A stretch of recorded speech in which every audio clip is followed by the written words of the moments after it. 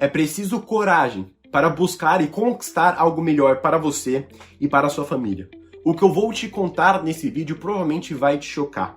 Eu tenho certeza que ele vai gerar muito hate e tem outras pessoas que vão ignorar, mas isso é comum. Provavelmente esse vídeo nem seja para você.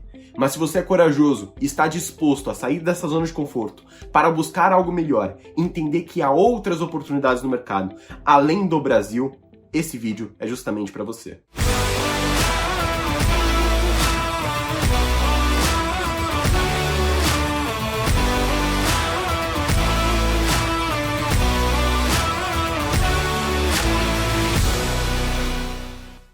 Fala, geração de investidores globais! Como é que vocês estão? Estou muito feliz aqui nesse terceiro episódio dessa série. Na semana passada tivemos uma aula sobre ciclos de mercado e lembrando que essa série tem o intuito de mostrar o caminho para você investir no exterior. Teremos surpresas durante essa jornada e vai ter muita coisa especial pela frente. Combinado? Para você que não sabe, essa é uma série que todos os vídeos ficam disponíveis por 7 dias e também disponibilizamos materiais complementares. Eu vou falar a palavra durante o vídeo e você pode muito bem disponibilizar esse material complementar. Antes de começar a falar sobre investimento no exterior e mercado americano e para você conhecer e até começar a dolarizar o seu patrimônio, eu quero mostrar uma realidade que eu deparei quando vim morar aqui nos Estados Unidos. Para você que não sabe, eu já moro aqui há 2 anos nos Estados Unidos, mais especificamente em Orlando, na Flórida, sim, a terra do Disney, mas por incrível que pareça, eu fui poucas vezes nos parques, tá? A realidade que eu deparei foi uma realidade justamente de hábitos, propriamente dito, e cultura, também dizendo. Se você for parar pra pensar, né, no Brasil você tem aquela propaganda da Dolly, você tem certos refrigerantes, você tem os hábitos e consumos dos brasileiros. Mas pare para pensar, será que esses produtos são realmente produzidos no Brasil? Quantas Coca-Colas você não consome no mês, às vezes no dia? Quantos produtos não brasileiros você consome? E foi isso que eu parei para pensar. Quando eu observei algumas crianças, e é comum no Brasil, até na TV, quando você está assistindo TV, ver uma propaganda do Dolinho, seu amiguinho, vamos dançar? Essa não foi uma realidade que eu observei aqui. Eu nunca observei uma criança com dolinho, uma criança com um passatempo. Apesar disso ser uma coisa banal, você falar, Gabriel, o que você quer dizer com isso? Eu quero mostrar que as empresas americanas possuem um acesso nacional, um acesso mundial, enquanto você, investindo apenas no Brasil, está concentrado em empresas que possuem unicamente a sua receita em uma moeda de um país emergente. Quando investimos no Brasil, temos acesso a uma parcela muito pequena do mercado acionário global. É uma parcela de um mercado emergente, como eu já falei. Nessa imagem, você consegue perceber que o Brasil no mercado acionário mundial tem um peso de 1,6%, enquanto os Estados Unidos e as outras grandes economias, mais de 60%. Só os Estados Unidos, quase 45%. Mas isso não é, claro, obviamente, né? Antipatriotismo, amo o meu país, mas eu quero mostrar o que é a realidade. Não quero trazer confetes, já falei que para esse vídeo muitas pessoas não vão gostar e nem é para elas, mas eu sou aqui para mostrar uma realidade que eu acabei observando. E mesmo nos Estados Unidos, você pode falar, putz, mas 1,6% realmente é um peso significativo. Perceba, as maiores empresas são de commodities. O Brasil está muito fora dessa 4ª revolução industrial. Essa revolução industrial que é marcada por tecnologias digitais físicas. Vou colocar até um gráfico para vocês observarem o comportamento do preço do petróleo. No Brasil nós temos a Petrobras, ou até dos metais, né? Esse é um outro gráfico interessante, correlacionado com o índice Bovespa. O índice Bovespa é o índice das maiores empresas do mercado brasileiro que tem, portanto, a sua empresa listada.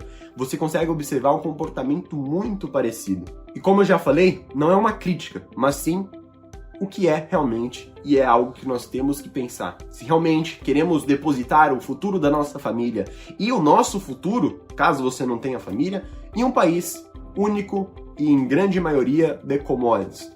Isso eu posso falar, se você está me vendo através de um dispositivo, provavelmente esse dispositivo não foi fabricado no Brasil, seja Samsung, seja Apple, seja HP, entre outros.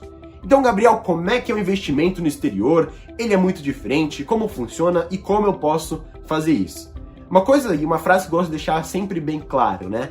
O jogo ele é o mesmo. O que vai mudar é o campo, o ambiente e até a torcida muitas vezes, né? Se você pega um jogo que vai acontecer em La Paz, por exemplo, por ser altitude maior, os jogadores normalmente têm aquela náusea, aquela tontura, ou às vezes até falta ar. Mas o jogo ainda permanece, né? Vamos jogar um futebol.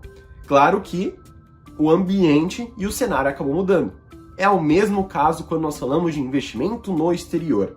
A primeira diferença que eu quero trazer aqui para você, isso é importante para você compreender o mercado americano e realmente conseguir construir uma carteira de longo prazo, são as diferentes bolsas que você vai acabar encontrando. Para você que não sabe, no Brasil você tem um monopólio de bolsa. Quando você manda uma ordem, compra uma ação no Brasil, ação de BID4, ação de Cogna, você está enviando essa ordem através de uma única bolsa, a famosa B3, que também tem o seu código negociado na Bolsa de Valores.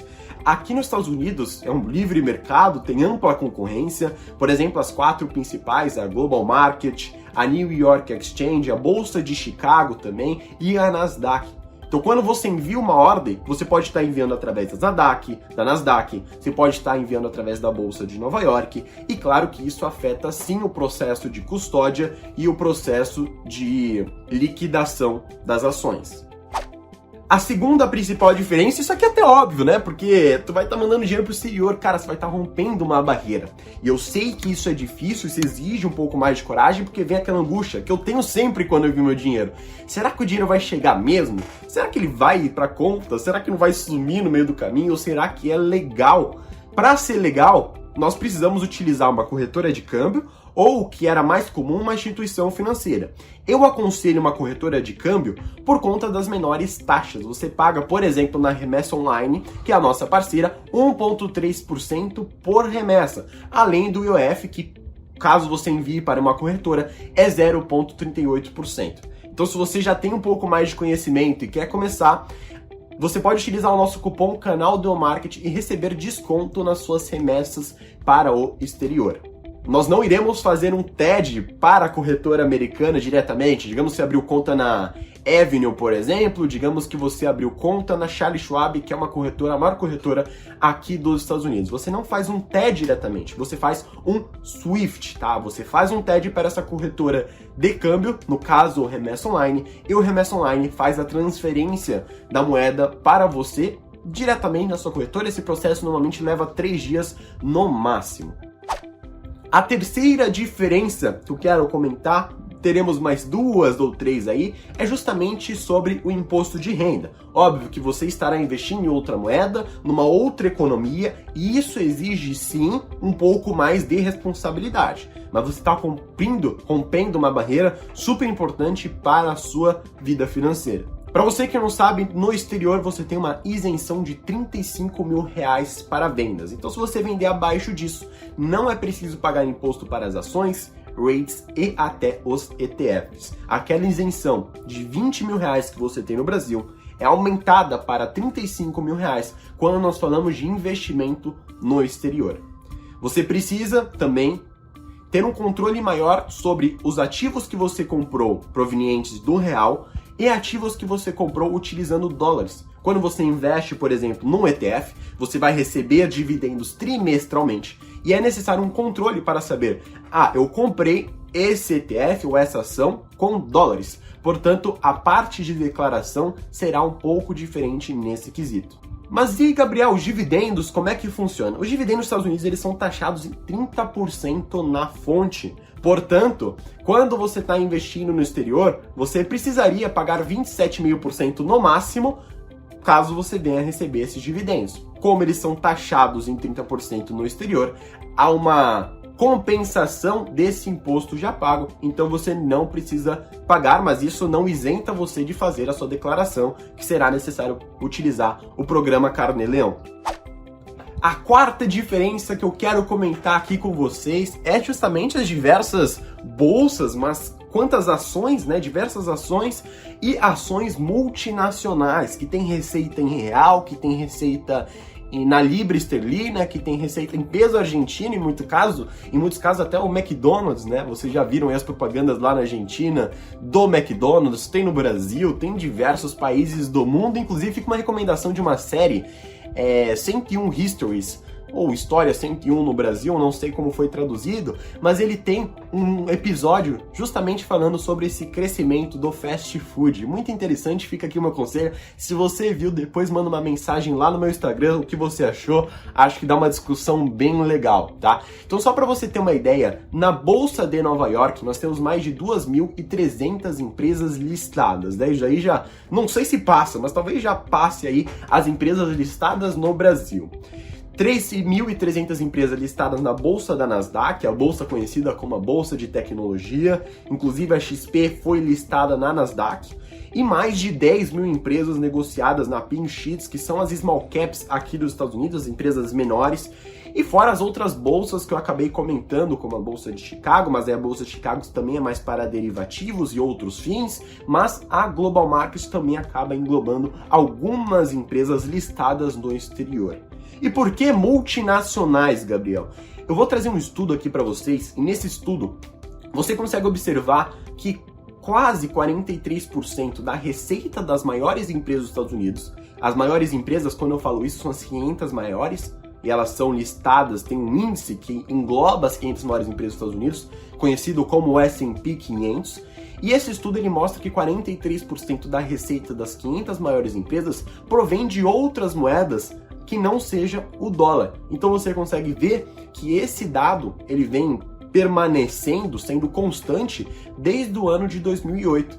Então sim, investir no exterior também te possibilita diversificar através de outras moedas, mas não diretamente, sim indiretamente, porque as receitas das maiores empresas dos Estados Unidos são 43% provenientes de outros tipos de moedas e de outras economias, portanto uma diversificação maior, que assim diminui o risco dos Estados Unidos, o risco dólar, porque as empresas possuem exposição em outros tipos de países.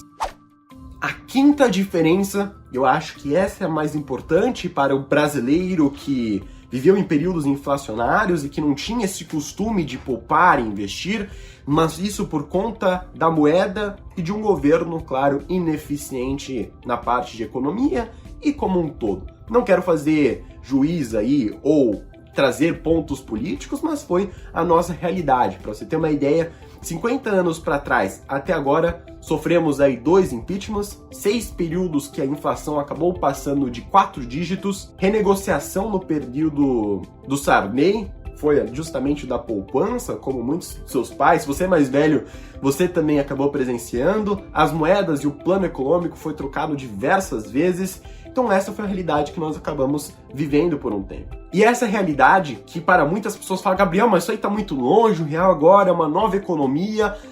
Perceba que o real, no ano de 2020, o ano que eu estou realizando esse vídeo, foi a moeda que mais se desvalorizou do mundo. Eu não estou comparando aí com o franco suíço, com a libra esterlina ou com o dólar, e sim com moedas como a moeda da Argentina, que a gente viu uma saída muito grande de dólar, a Argentina passando por uma dificuldade financeira gigantesca. Sim, o real foi a moeda que mais se desvalorizou em 2020.